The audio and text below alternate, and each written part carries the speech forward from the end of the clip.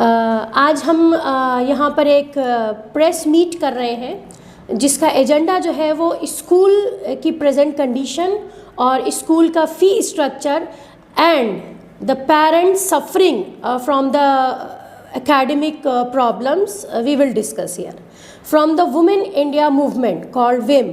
ठीक है, उसकी तरफ से आज हम ये एजेंडा लेकर आए हैं। देखिए, हमें पिछले कुछ महीनों से, जब से ये 3-4 महीनों से स्कूल्स स्टार्टेड रीओपनिंग, हमको कंप्लेंट्स रिसीव हो रही हैं कि स्कूल वाले जो हैं वो फ़ीस के लिए हैरेस कर रहे हैं और ये हैरेसमेंट इतना ज़्यादा बढ़ गया है कि पेरेंट्स जो हैं वो बहुत फ्रस्ट्रेटेड फील हो रहे हैं। कई बार स्कूल में पेरेंट्स की मैनेजमेंट्स के साथ मतलब जिसे कहते हैं डिस्प्यूट्स भी क्रिएट हो रहे हैं। तो हमारी पार्टी जो है एक्चुअली वो सोशल एक्टिविस्ट है, सोसाइटी के लिए काम करती है। उसी मकसद को पूरा करते हुए हमको ये लगा कि हमें इस इशू पर बात करनी चाहिए और ये आज का जो मीट है इसमें हम एक अपील लेकर आए हैं। ठीक है, गुलबर्गा डिस्ट्रिक्ट के वो सारे स्कूल, ख्वाह वो CBSE हो, ICSE हो या स्टेट बोर्ड हो या इसके अलावा जो भी करिकुलम वो चलाते हैं, हमारी उनसे ये एक हम्बल रिक्वेस्ट है कि ये स्कूल मैनेजमेंट्स प्लीज़ इस तरफ जिसे कहते हैं कि तवज्जो करें और ये देखें कि कहाँ पर पेरेंट्स को हरास किया जा रहा है, वो क्या वजह है जिससे पेरेंट्स जो हैं वो इस तरह की कंप्लेंट्स लेकर हमारी जैसी NGOs के पास आ रहे हैं। इसके अलावा मैं बात जो है फैक्ट्स और फिगर के साथ करूँगी। देखिए, आज का द हिंदू न्यूज़पेपर जिसमें ये एक कटिंग आई है जो मैं आपको ब्रीफ कर देती हूँ। इसमें है कि fee issue high court ask schools to consider parents difficulties. ठीक है, inform parents that their grievances will be consider. High court की तरफ से ये साफ कह दिया गया है कि स्कूल्स की जिम्मेदारी है, मैनेजमेंट की जिम्मेदारी है कि वो पेरेंट्स की ग्रीवेंसेस को सुने और सुनने के बाद इंडिविजुअली पेरेंट्स की कंडीशन को देखते हुए कंसीडर करें। अगर पेरेंट्स इस लायक नहीं है, इस कंडीशन में नहीं है अभी कि फाइनेंशियली वो पूरी तरीके से स्ट्रांग नहीं है, वो फ़ीस पे करें, तो प्लीज़ उनके ऊपर गौर किया जाए, उनकी प्रॉब्लम को कंसीडर किया जाए एक बार। तो मेन एजेंडा जो हमारी आज की मीट का है वो फ़ीस का है।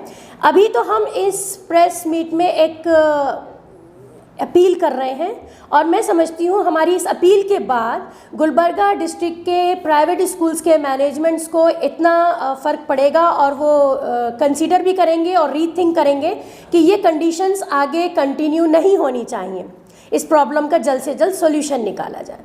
दूसरी चीज़, अब मैं थोड़ा सा अपनी बात को क्रिटिक वे में बात करूंगी कि जैसा कि स्कूल्स ने कंडीशंस रखी हैं कि वो इस हालत में नहीं है कि टीचर्स को सैलरी पे कर सकें। देखिए, मैं खुद टीचिंग प्रोफेशन में हूँ, पिछले 10 साल से हूँ।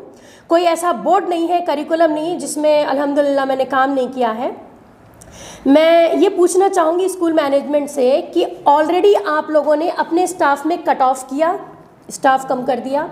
जो स्टाफ बचा उनको आपने ऑनलाइन क्लासेस के नाम पर 50%, 30% सैलरी दी। ठीक है, तो लोड आपके ऊपर कहीं से भी नहीं आया। अगर आप पेरेंट्स से 50% फीस ले रहे हैं तो आप भी तो टीचर्स को 50% ही दे रहे हैं, जबकि वर्कलोड जो है वो 100% का है। ठीक है, मैं फैक्ट्स और फिगर्स के साथ बात कर रही हूँ, मैं वो सारी सच्चाई यहाँ पे रख रही हूँ जिससे मैं खुद अपने आप भी मतलब तजुर्बा करके आई हूँ, फेस करके आई हूँ। अच्छा, तीसरी बात कि स्कूल रीओपन होने के बाद जो एकेडमिक कंडीशन मेंटेन करनी चाहिए थी, यानी कि बच्चों को भी एक तरीके का हम कह सकते हैं ओवरलोड किया जा रहा है, क्योंकि देखिए 11 से 10 महीने बच्चे नहीं पढ़ने के बाद अचानक से अगर आप बच्चों से ये तवक्को करते हैं कि वो 2 महीने के अंदर 10 महीने का सिलेबस कवर कर लें और एग्ज़ाम दे दें, तो मैं समझती हूँ यहाँ पर भी तवज्जो देने की ज़रूरत है स्कूल को और स्कूल के रिस्पेक्टेड मैनेजमेंट्स को कि अगर हम बात करें चाइल्ड साइकोलॉजी की अगर हम बात करें तो ये तो मुझसे ज़्यादा बेहतर स्कूल चलाने वाले जानते होंगे कि बच्चों की इन साइकोलॉजिकल प्रॉब्लम्स के साथ कैसे कूप अप करना चाहिए। ठीक है, तो क्लास में टीचर्स का फ्रस्ट्रेशन दिख रहा है, स्कूल के बाहर पेरेंट्स का फ्रस्ट्रेशन नज़र आ रहा है। ऐसा नहीं है कि मैं अपनी बातों में मैनेजमेंट को इग्नोर कर रही हूँ या मैं स्कूल के जो चलाने वाले हैं ऑर्गेनाइजर्स हैं उनको कंडम कर रही हूँ, नहीं, ऐसा नहीं है।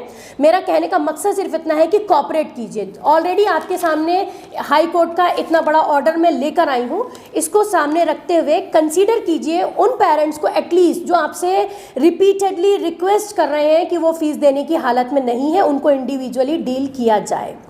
ये आज की हमारा एजेंडा है और ये अपील है। इस अपील में मैंने सारे करिकुलम के नाम लिए हैं, CBSE स्कूल्स, ICSE स्कूल्स और हमारे स्टेट गवर्नमेंट के स्कूल।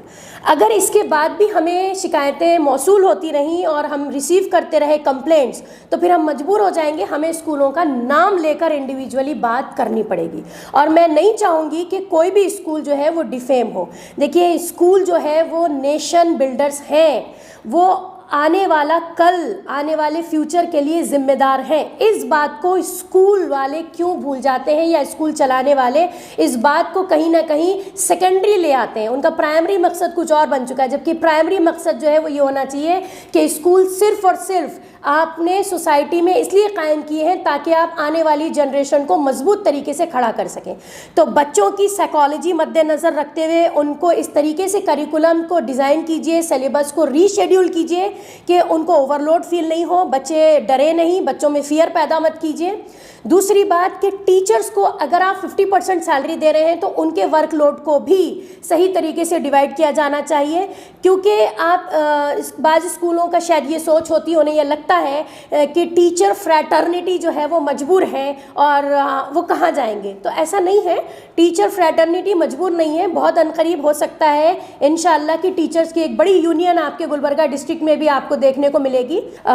हमारे स्कूल चलाने वाले हमारे मैनेजमेंट्स जो हैं वो बहुत बड़े कंट्रीब्यूटर हैं नेशन में और हमारी सोसाइटी में।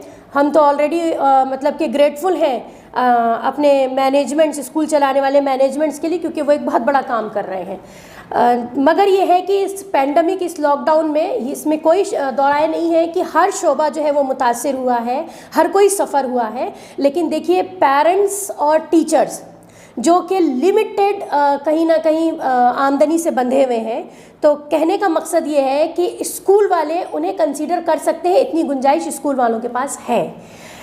कुछ स्कूलों ने ये भी अपना जिसे कहते हैं कि एक इशू क्रिएट किया कि हम पूरी तरीके से ख़त्म हो गए हैं कोरोना में। और मेरी एक बात समझ में नहीं आती है, अगर कोई स्कूल पिछले 10 साल से चल रहा है, रनिंग स्कूल है, तो 9 साल और 10 साल आपने कमाया।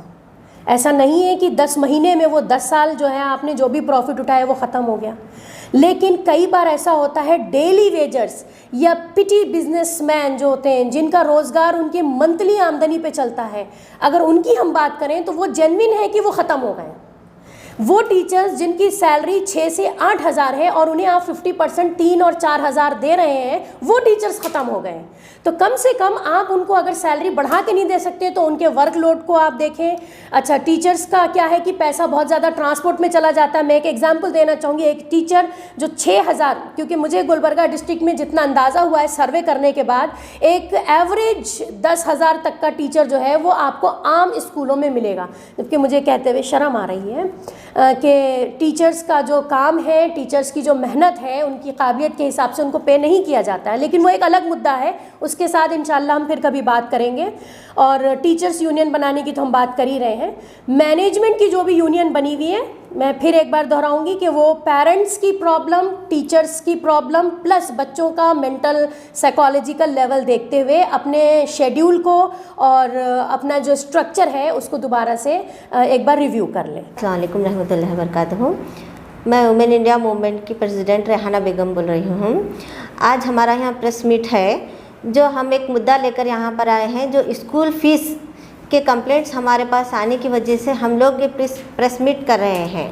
हम ये मैनेजमेंट से, जो स्टेट है, CBSE सिलेबस है और लोकल जो स्कूल्स हैं, हम उनसे ये रिक्वेस्ट करते हैं कि एक मैनेजमेंट होने के तहत वो अपना एक अच्छा रोल अदा करें और अपने पेरेंट्स को जो हरासमेंट हो रहा है उसके तरफ तवज्जो दें। और मैं चाहती हूँ इस ऑर्गेनाइजेशन से की तरफ से मैं ये मैनेजमेंट से रिक्वेस्ट करती हूँ कि वो पेरेंट्स के हालात, उनकी फाइनेंशियली कंडीशन और हालात को देखें और उस तहत जो है ना अपना मुतालबा रखें फ़ीस का। गवर्नमेंट से जो पहले ही गवर्नमेंट ऑर्डर दे चुकी थी कि स्कूल्स जो है ना 1 to 10 तक हम प्रमोट कर देंगे, लेकिन फिर जो है ना वो लोग है ना एकदम से 1 जनवरी को 5 to 9 तक जो है ना उसको ओपन कर दिए। तो 6th मंथ की जो पेमेंट है, ये जो फीस है, इसको लेना ही नहीं चाहिए। जहाँ तक हम समझते हैं, ये वुमेन इंडिया मूवमेंट की जानिब से हम ये उन लोगों से पूछना चाहते हैं गवर्नमेंट से कि जब 6 महीने एजुकेशन हुआ ही नहीं तो उसके किस बात से वो फीस ले रही है मैनेजमेंट। उसके बाद जैसे ही सडन फिर जो है ना 15 फरवरी को 1 to 5 स्कूल्स रीओपन हो जाते हैं। जो एक छोटे से बच्चे हैं जो 70% उनके ऊपर सिलेबस का बर्डन डाला जाता है। अगर 3 महीने में वो बच्चे कैसे कवर करेंगे? तो जैसे ही पेरेंट्स फीस के लिए हरासमेंट हो रहे हैं, वैसे ही बच्चे जो है ना एजुकेशन के लिए बर्ड फीस फील कर रहे हैं वो। तो हम लोग ये रिक्वेस्ट करना चाहते हैं कि मैनेजमेंट से और स्टेट्स एजुकेशन से जो भी है, ये बच्चों की मेंटालिटी को देखते हुए काम करें और पेरेंट्स की फाइनेंशियली कंडीशन को देखते हुए काम करें, क्योंकि ये कोरोना के तहत 10 महीने से जो है ना कारोबार ख़त्म हो चुका है। छोटे छोटे कारोबार जो भी हैं वो जो है ना ख़त्म हो चुके हैं। बच्चे घर में ऑलमोस्ट ऑल फाइनेंशियल कंडीशन जो है ना पेरेंट्स की ख़राब चल रही है। तो ये हम मुद्दा रखते हुए हम पर ये वुमेन इंडिया मूवमेंट के लिए हमारे पास बहुत सी कंप्लेंट आई हैं कि एजुकेशन में स्कूल्स वाले जो है ना फ़ीस के लिए हरासमेंट कर रहे हैं। तो हम ये मैनेजमेंट से जो है ना अपील करते हैं कि हरासमेंट ना किया जाए। लेकिन हाँ, आज हम यहाँ पर्टिकुलरली स्कूलों का नाम नहीं ले रहे हैं। अगर आइंदा दौर में हमारे सामने ऐसे ही अगर प्रॉब्लम्स आती जाएंगी, कंप्लेंट आती जाएंगी, तो इंशाल्लाह हम जो है ना वो स्कूलों के नाम के साथ हम ये प्रेस मीट नेक्स्ट करेंगे हम लोग। तो मैं गुजारिश करती हूँ मैनेजमेंट से और ऑल एजुकेशन डिपार्टमेंट से भी गुजारिश करती हूँ कि बच्चों पे बर्डन ना डालते हुए जो है ना एजुकेशन का रेफर्स जो है ना टीचर्स तो कवर कर सकती हैं, लेकिन बच्चे कैसा कवर कर लेंगे? 2.5 महीने में अब 1st to 5th बच्चे जो है ना 2.5 महीने, फरवरी में स्टार्ट हुआ है, मई में एग्ज़ाम कंसिडर है उनका, तो वो लोग 2.5 महीने में कैसा अपना जो है ना सिलेबस कवर करेंगे? देखिए, कोई बच्चा, हर कोई बच्चा जो है ना इंटेलिजेंट नहीं होता है। कम बच्चे जो है ना इंटेलिजेंट होते हैं, थोड़े प्रिपेयर होते हैं, थोड़े नहीं प्रिपेयर होते हैं। तो बच्चों की मेंटालिटी के तहत जो है ना आप लोग एजुकेशन को प्रोवाइड करें और उन्हें जो है ना एक अच्छा मुस्तकबिल तक पहुँचे बच्चे, ये हम लोगों की कोशिश है और ये गुजारिश है मैनेजमेंटों से।